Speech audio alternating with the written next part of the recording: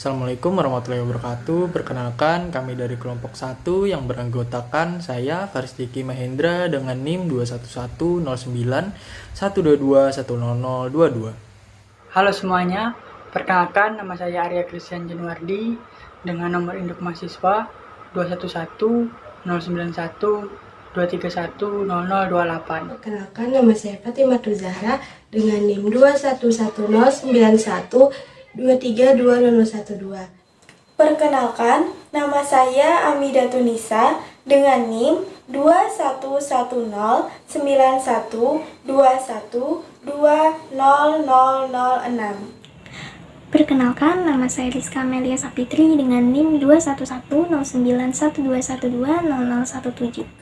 Perkenalkan, nama saya Satria dengan NIM 2119122200039.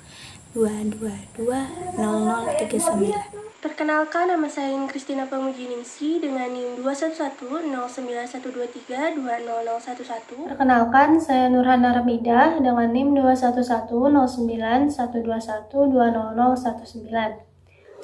Perkenalkan, nama saya Salsabila Yasmin dengan NIM 211091212100010. Pada kesempatan kali ini, kami akan menginformasikan mengenai materi pengantar kesehatan dan keselamatan kerja atau K3 dan juga penyakit akibat kerja atau PAK.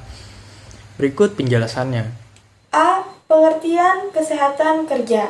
Kesehatan kerja merupakan suatu spesialisasi ilmu kesehatan atau kedokteran dengan prakteknya yang bertujuan agar pekerja memperoleh derajat kesehatan setinggi-tingginya, baik fisik, mental maupun sosial dengan usaha preventif terhadap penyakit maupun gangguan kesehatan yang diakibatkan oleh beberapa faktor pekerja serta lingkungan kerja terhadap penyakit umum. Dengan adanya kesehatan yang baik, maka akan menguntungkan bagi pekerja dan pengusaha, dikarenakan pekerja akan lebih jarang absen dan bekerja dalam lingkungan yang menyenangkan, sehingga secara keseluruhan pekerja akan mampu bekerja lebih nyaman dan lebih lama lagi. B. Pengertian keselamatan kerja. Keselamatan kerja secara filosofi dapat diartikan sebagai suatu pemikiran dan sebuah upaya untuk menjamin suatu keutuhan dan kesempurnaan, baik jasmaniah atau rohaniah pekerja dan manusia pada umumnya. Keselamatan kerja sangat erat ikatannya dengan mesin-mesin alat kerja, bahan dan proses pengolahannya, landasan tempat kerja, serta lingkungan dan juga cara-cara melakukan pekerjaan di perusahaan yang kemungkinan besar dapat menimbulkan suatu kecelakaan kerja. Selanjutnya, ruang lingkup kesehatan dan keselamatan kerja. Ruang lingkup K3 meliputi semua aspek manusia sebagai tenaga kerja yang dilaksanakan secara menyeluruh dari mulai perencanaan hingga produksi barang atau jasa, dan melibatkan semua level manajemen untuk menyukseskan keberhasilan K3. Tujuan kesehatan dan keselamatan kerja. Yang pertama, memelihara kesehatan dan keselamatan kerja di lingkungan kerja. Yang kedua, mencegah dan meminimalisir adanya kecelakaan kerja di lingkungan pekerjaan. Yang ketiga, mengurangi tingkat kecelakaan dan kerugian yang mungkin dapat ditimbulkan. Yang keempat, memberi perlindungan kepada pekerja agar sehat, aman, produktif, dan menghindari kemalangan pekerjaan, serta penyakit pekerjaan. Yang kelima, memastikan setiap pekerja memahami pentingnya K3 dan mengikuti prosedur yang sudah ditetapkan. Pada kesempatan kali ini, saya akan menjelaskan pengertian PAK atau penyakit akibat kerja. Penyakit akibat kerja atau yang biasanya disingkat PAK adalah penyakit yang disebabkan oleh pekerjaan, alat kerja, bahan, proses maupun lingkungan kerja. Dengan demikian, penyakit akibat kerja merupakan penyakit yang artifisial atau man-made disease. Sejalan dengan hal tersebut, terdapat pendapat lain yang menyatakan bahwa penyakit akibat kerja atau PAK ialah gangguan kesehatan baik jasmani maupun rohani yang ditimbulkan ataupun diperparah karena aktivitas kerja atau kondisi yang berhubungan dengan pekerjaan. Di sini saya akan menjelaskan tentang istilah-istilah yang berkaitan dengan PHK atau penyakit akibat kerja. Ada beberapa istilah yang berkaitan dengan PHK. Di antaranya yang pertama ada kesehatan kerja kuratif. Adalah upaya yang dilakukan untuk membatasi terjadinya kecacatan karena penyakit akibat kerja atau karena kecelakaan kerja. Yang kedua ada surveillance kesehatan kerja. Adalah suatu proses pengamatan yang dilakukan secara terus-menerus dan sistematik terhadap kesehatan seluruh karyawan serta kondisi di lingkungan kerja. Yang ketiga ada administrasi kesehatan. Adalah suatu upaya untuk menemukan gangguan sedini mungkin dengan cara mengenal kecelakaan dan penyakit akibat kerja. Yang keempat ada aksiden atau kecelakaan kerja. Adalah suatu kejadian yang tidak diinginkan di mana dapat menyebabkan cedera pada manusia dan kerusakan lainnya. Yang kelima ada hazard. Adalah suatu keadaan yang dapat memungkinkan timbulnya kecelakaan atau kerugian, atau bisa disebut dengan bahaya. Ruang lingkup PHK. Menurut Peraturan Menteri Kesehatan Nomor 56 Tahun 2016, penyakit akibat kerja adalah penyakit yang disebabkan oleh pekerjaan dan atau lingkungan kerja, termasuk penyakit terkait kerja.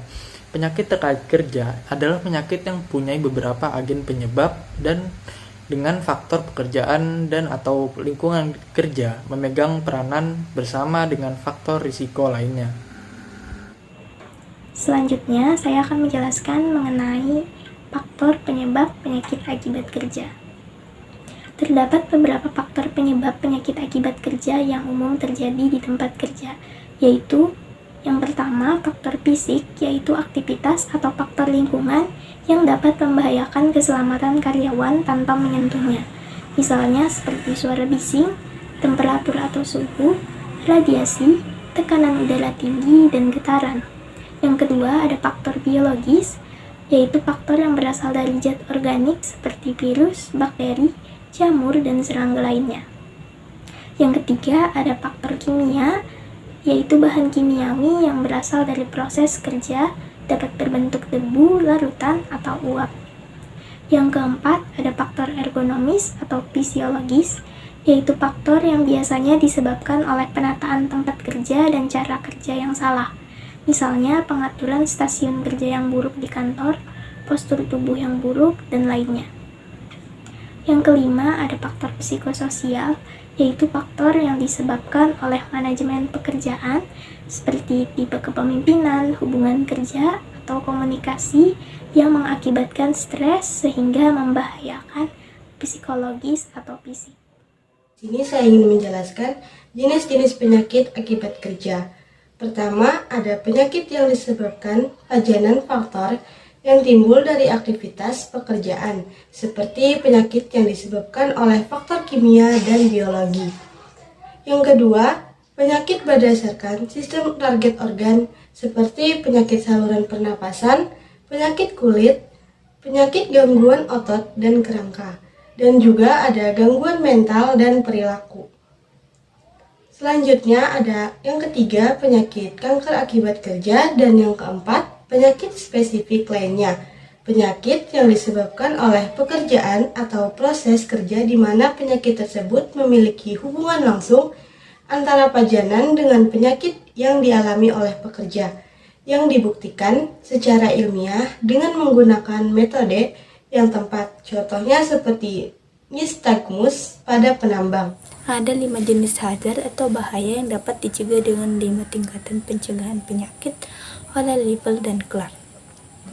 5 jenis hazard yang ditemui di tempat kerja yaitu hazard somatik, perilaku, lingkungan, pajanan dalam bentuk kimia, fisika, dan biologi. Hazard terkait ergonomi dan hazard organisasi dan budaya kerja. 5 jenis hazard ini dapat dicegah dengan 5 tingkatan pencegahan penyakit Lippel dan Clark, yaitu promosi kesehatan, proteksi spesifik, diagnosis dini dan perawatan segera, pembatasan disabilitas, dan rehabilitasi.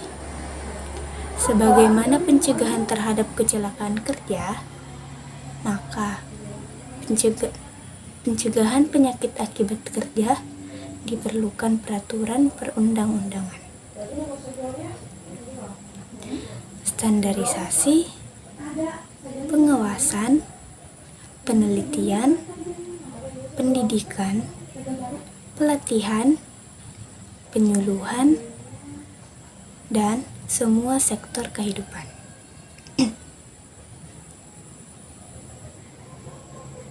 Berikut merupakan contoh-contoh aplikasi pencegahan penyakit untuk menangani 5 tipe hazard yang ada di tempat kerja. 1. Hazard somatik. Hazard somatik dapat ditangani dengan melakukan program fit to work dan surveillance medik berbentuk medical check-up atau MCU. Yang kedua, hazard perilaku. Hazard perilaku dapat ditangani dengan program promosi kesehatan kerja. Yang ketiga, hazard lingkungan. Hazard lingkungan dapat dicegah dengan bekerja sama dengan higienis industri untuk melakukan manajemen risiko lingkungan.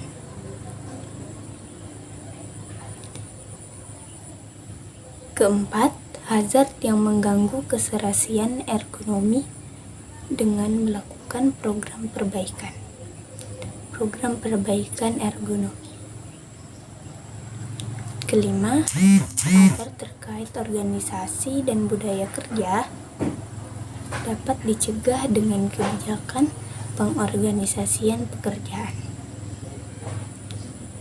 Mengembangkan budaya kerja dan program human resource development yang kondusif bagi kesehatan pekerja. Baik, itu dia tadi penjelasan dari kelompok kami mengenai pengantar K3 dan juga PAK. Terima kasih atas perhatiannya dan semoga bermanfaat bagi para pekerja sekalian. Salah hilap mohon maaf. Assalamualaikum warahmatullahi wabarakatuh.